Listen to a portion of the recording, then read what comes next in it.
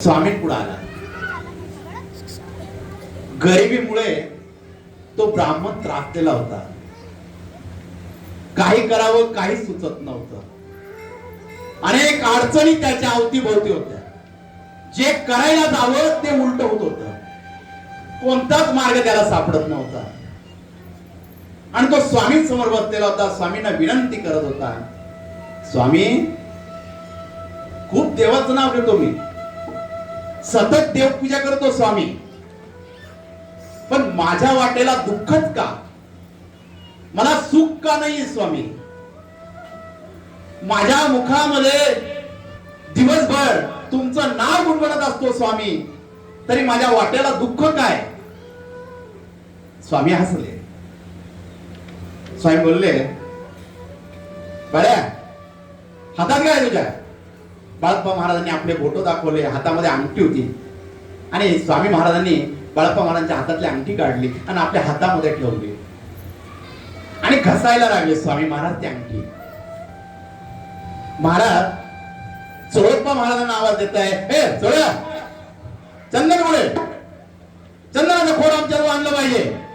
चोळप्पा महाराज स्वामी जवळ चंदनाचं खोड घेऊन आले आणि स्वामी चंदन घसू लागले. हा ब्राह्मण तिथं बघून सर्व महाराज जे काही कृत्य करताय ते बघतोय. महाराज, माझ्या मनामध्ये जो प्रश्न आहे त्याचं उत्तर द्या. मला हे काय दाखवत आहे? आणि ज्यावेळी माझा ब्रह्मांड नायक काहीतरी लीला करत असतो, काहीतरी दाखवत असतो, त्याचा मागचा अर्थच वेगळा असतो. त्यावेळी माझा ब्रह्मांड नायक बोलतो, सोन्याची किंमत खूप आहे, पण त्याला घसल्याशिवाय कळू शकत नाही हे सोनं आहे का पितळ आहे. ज्यावेळेस आपण घसू, त्याला वितळू, तेव्हा त्याची खरी किंमत कळेल. चंदन, चंदनामधून सुगंध येत असतो आणि जेव्हा आपण चंदन घसतो तेव्हा तो सुगंध सर्वांसमोर येतोय. तसंच चांगल्या माणसांचं असतं. ते भगवान त्याचं नामस्मरण घेतात, पण तेव्हा भगवंत त्यांची परीक्षा घेत असतो. तो खरा चंदन आहे की खरं सोनं आहे, म्हणून त्याला घसत असतो. चंदनासारखा उघड असतो आणि त्याच्यातला सुगंध एकदा बाहेर पडला तर आम्ही त्याच्यात वास करत असतो. तेव्हा आमच्या भक्ताची परीक्षा ही पूर्ण होत असते. ब्राह्मणाला आपलं उत्तर समजलेलं होतं आणि त्याच ब्राह्मणाला आपलं उत्तर कळालं. स्वामी महाराजांनी त्याच्या मस्तकावर हात ठेवून सांगू लागले, अरे, तुझा कर्माचा भाग फार मोठा होता. मागच्या जन्मामध्ये तू सावकार होता, अनेकांना दुःख दिले, अनेकांच्या मुखातले घास हिसकावले, म्हणून त्या कर्माचा भाग म्हणून या जन्मामध्ये जे भोग भोगत आहे त्याचे दुःख तुला येत आहे. तू किती भगवंताचं नामस्मरण केलं पण ते दुःख तुला भोगावेच लागणार आहे. पण तू माझा भक्त झालास, तुझ्या मुखामध्ये माझं नामस्मरण आहे, म्हणून यावेळी तुझा दुःखाचा भाग कमी होईल. आणि स्वामींनी त्याला आशीर्वाद दिला आणि त्या ब्राह्मणाचं जीवन सफल झालं. हा माझा ब्रह्मांड नायक आहे. तो काहीतरी सांगतो, त्याच्यामध्ये काहीतरी शिकण्यासारखं असतं. आणि भगवंताला प्रत्येकाची मनामध्ये जी इच्छा आहे स्वामी महाराजांना ओळखता येते. आपण कधी कधी स्वामींच्या मूर्ती समोर बसतो, आपल्या मनामध्ये काय भाव आहे, स्वामी महाराज जेव्हा आपला चेहरा बघतात त्यावेळेस ते सर्व ओळखून घेतात. आपलं प्रारब्ध ओळखत असतात की आपण स्वामींकडे का आलेलोय, आपण स्वामींकडे काय मागणार आहोत. तो ब्रह्मांड नायक आपल्या चेहऱ्याकडे पाहूनच ओळखत असतो की माझ्या भक्ताला कशाची गरज आहे आणि त्याची इच्छा तो पूर्ण करत असतो. महाराजांना काय गरज होती? त्या सखूकडे जायची का? त्या सखूवर कृपा करायची गरज होती स्वामींना, कारण ती सखू प्रत्येक जन्मात स्वामींची भक्त होती. म्हणून स्वामींना तिची दया आली आणि स्वामींनी तिच्यावर कृपा केली. कारण की शिवनेरी गडाच्या पायथ्याशी ही सखू राहत होती. अनेकांवर दया करत असे, सर्वांवर अन्नदान करत असे. कोणी गरीब असेल त्याला ती जवळ घेऊन त्याला ती दया दाखवत असे. ही सखू प्रत्येकावर कृपा करत असे.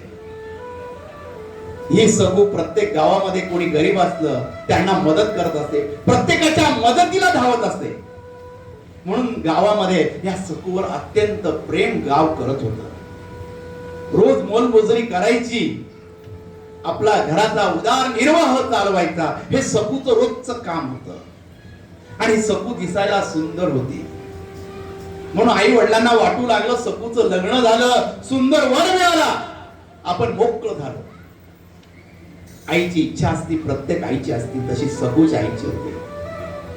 सकाळी एक दिवस सकू लवकर उठली आणि आरशामध्ये बघू लागली आणि गालामध्ये ज्यावेळेस ती हसली आणि त्यावेळेस तिचं लक्ष तिच्या चेहऱ्याकडे गेलं आणि चेहऱ्याकडे लक्ष गेल्यावर तिला दिसू लागलं माझ्या चेहऱ्यावर, गालावर एक सफेद डाग पडलेला आहे. ती आरसा जवळ घेऊन पाहू लागले आणि तिने आईला आवाज दिला, आई काय झालं?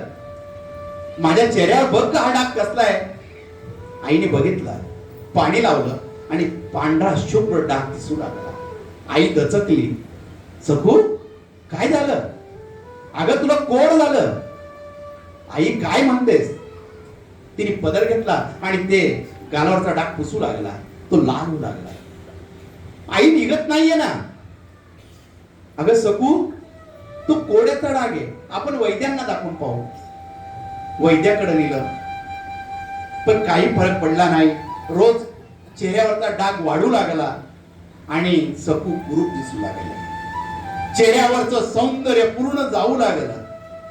सकूला स्वतःची लाज वाटू लागली. आपला चेहरा ती आता रोज झाकवू लागली.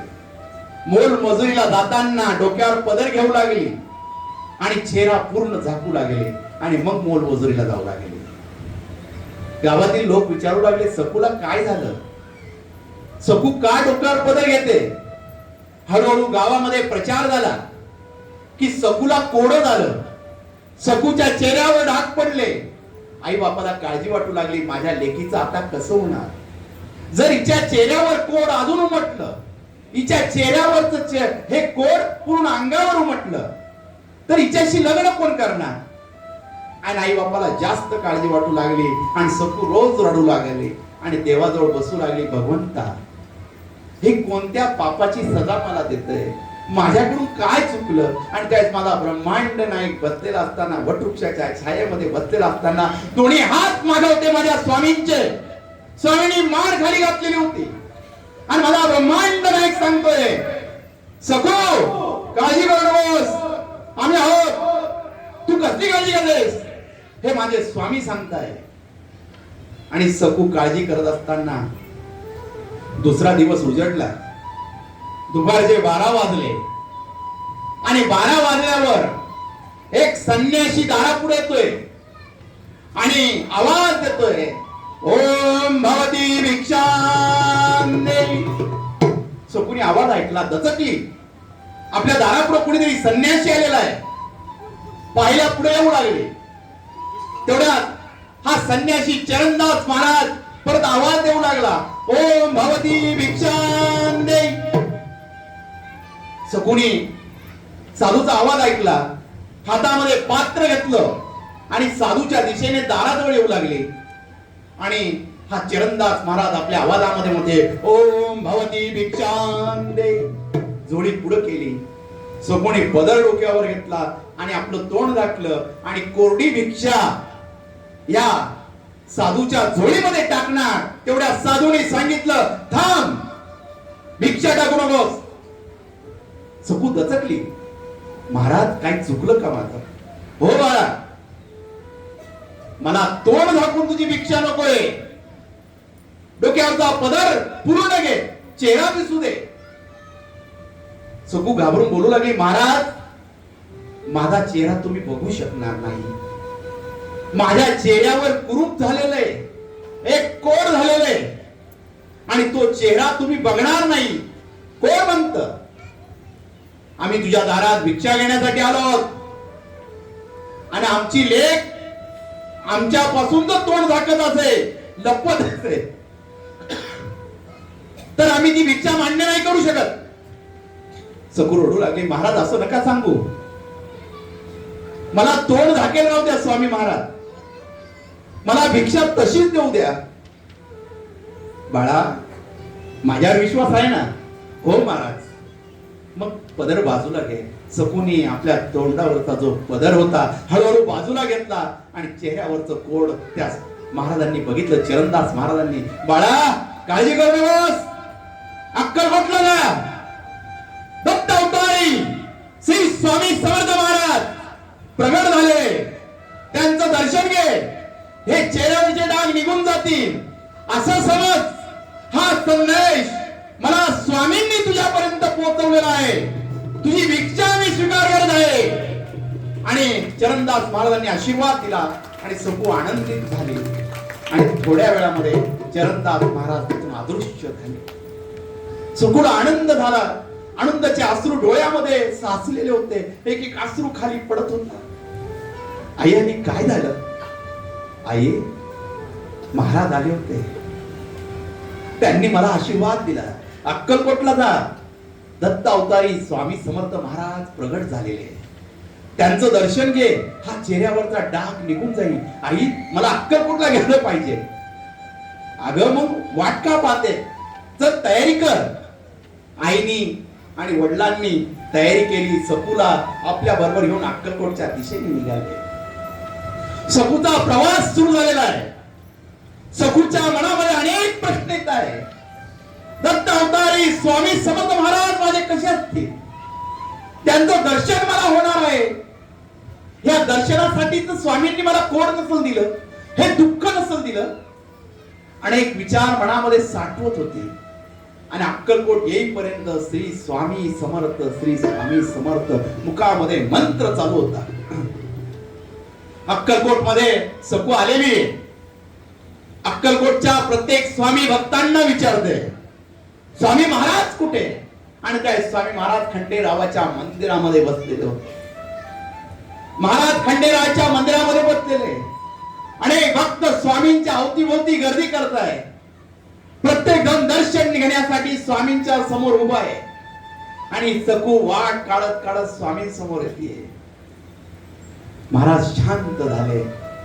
सगळ्या भक्तांना म्हणता, बाजूला वा, माझी लेक येते, सखू येते. आणि सखू वाट काढते, तिच्यासाठी रस्ता मोकळा होतोय. माझा ब्रह्मांड नायक बसलेला आहे. महाराजांनी मानवर केलेली सुंदर असं दृश्य त्या खंडेरावाच्या मंदिरामध्ये झाले. प्रत्येक जण स्वामींकडे बघतोय. स्वामींच्या नजरेमध्ये कोणाची तरी वाट पाहत आहे. महाराजांना ओढ लागलेली. बाळप्पा महाराज हात जोडून उभे. महाराज आज कोणाची वाट पाहत आहे? बाळ्या, तुला समजणार नाही, माझी लेक, माझी सखू येते. आणि स्वामी आनंदित होते. माझा ब्रह्मांड नाही, ज्या ब्रह्मांड हस्त निर्माण करत असे त्यावेळेस भक्तांना आनंद होत असे. आणि ज्यावेळेस स्वामींचा ब्रह्मांड हस्त निर्माण होत असे त्यावेळेस स्वामी महाराज भक्तांवर कृपा करत असे. भक्ताच्या मनामध्ये राहिलेली इच्छा पूर्ण करत असे. आणि माझ्या ब्रह्मांड नायकाचं ब्रह्मांड हस्त निर्माण झालेलं आहे.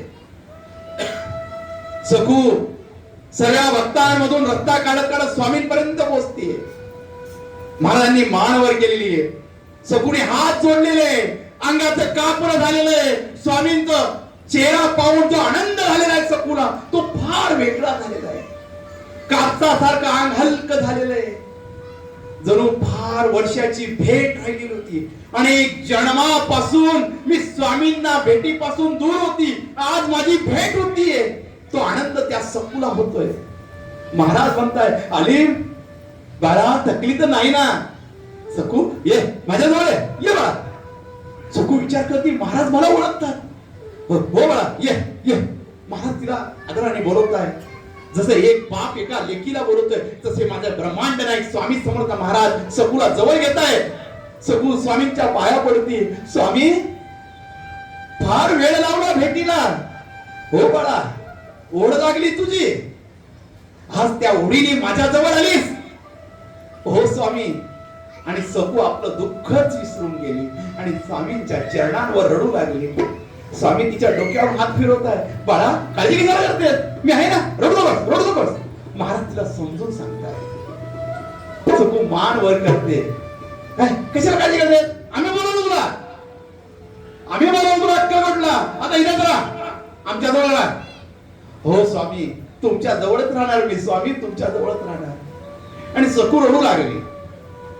मनातलं दुःख विसरून गेली. काय मागावं तेच तिला समजत नव्हतं. आपण मी कधी स्वामींच्या दरबारामध्ये येतो, स्वामींकडे बघतो, ब्रह्मांड नायक बसलेला असतो. आणि ज्यावेळेस आपण स्वामींच्या चरणांवर आपलं मस्तक ठेवत असतो आणि त्यावेळेस आपण स्वामींकडे काय इच्छा घेऊन आलेलो आहे तेच विसरून जातो. का? त्यावेळेस ब्रह्मांड नायकाला माहित असतं की तुमच्या मनामध्ये काय चलबिचल चाललेली आहे, काय हवंय हे त्यांना माहित असतं. म्हणून ते आपल्याला कधीच बोलू देत नाही. म्हणून ते आपल्या मनातली इच्छा स्वतःहून ओळखत असतात. तसं या सकूचं झालेलं होतं. ते स्वामींपुढे बघत होते आणि त्यात माझा ब्रह्मांड नायक सफेद दगड घेताय आणि सकूला सांगताय, सकू काळजी करू नकोस, हा सफेद दगड घे, रोज चेहऱ्याला लाव आणि अक्कलकोट मध्ये राहा. सगुणी स्वामींना नमस्कार केला आणि रोज तो सफेद दगड उघडू लागली आणि आपल्या चेहऱ्याला लावू लागली. आणि 3 दिवसामध्ये सकूच्या चेहऱ्यावरचे डाग पूर्ण नाहीसे झाले. सकू पहिले सारखी सुंदर दिसू लागली आणि स्वामींसमोर आले. आणि त्यावेळेस मला ब्रह्मांड नायक बोलू लागला, माझं बाळ किती सुंदर दिसतंय. हो स्वामी, हा डाग आधी का नाही दिला स्वामी? हे दुःख जर तुम्ही मला आधी दिलं असतं स्वामी, तर मी तेव्हाच तुमच्या जवळ पोहोचले असते स्वामी.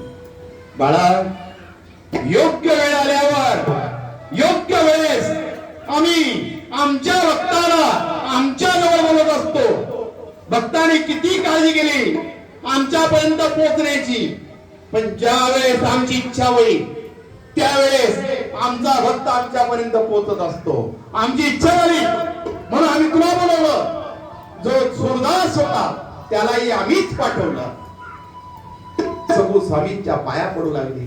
स्वामींनी तिला आशीर्वाद दिला, बाळा घरी जा, सुंदर असा वर मिळेल, तुझं लग्न असं पार पडेल, आम्ही तुझ्या लग्नाला येणार. आणि स्वामी हसू लागले. सकू घरी आली आणि ज्यावेळेस घरी आल्यावर सर्व आनंद तिच्या मनामध्ये होता. सर्व त्या गावामध्ये समजून गेलेलं होतं शिवनेरी गावामध्ये की सकूला स्वामी समर्थ महाराज प्रसन्न झालेले, चेहऱ्यावरचे डाग गेलेले. आणि ज्यावेळेस सकू आनंदित होती आणि त्यावेळेस दुपारी परत तो सुरदास नावाचा जो साधू होता परत भिक्षा मागण्यासाठी आला. आणि सकू डोक्यावरचा पदर काढून परत भिक्षा देण्यासाठी त्याच्या समोर गेली. आणि त्यावेळेस तो सुरदास दुसरा तिसरा कोणी नसून माझा ब्रह्मांड नायक त्या सुरदासाच्या वेशामध्ये त्या सकूच्या दारापुढे उभा होता. कटेवर हात होता, एक हात उंच होता. सकू हात जोडून उभी होती आणि माझ्या ब्रह्मांड नायकाने आशीर्वाद दिला, मी तुझ्या पाठीशी आहे, श्री स्वामी समर्थ. ही माझ्या ब्रह्मा